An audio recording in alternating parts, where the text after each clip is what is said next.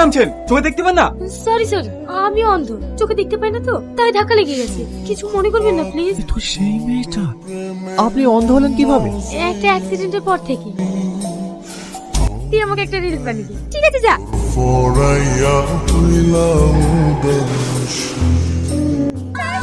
এখান থেকে তাড়াতাড়ি চল। এই মেয়েটা কি হলো দেখি। তোর কি মাথা খারাপ হয়ে গেছে? পাবলিকে ধরতে পারলে শেষ করে দেবে। তাড়াতাড়ি চল। আপনি বাড়ি যাবেন কিভাবে? অসুবিধা নেই, এভাবেই চলে যাব। চলুন, আমি আপনাকে বাড়ি পৌঁছে দিচ্ছি। তুই রুমে চলে যা, আমি আসছি। তোমার মেয়েকে তুমি কোথায় রাখবে না রাখবো ওসব আমি জানি না। ওকে মেয়ে বাড়িতে থাকতে দেবো না। তোমার কানা মেয়ের জন্য আমি আমার মেয়ের জীবন নষ্ট করতে পারবো না।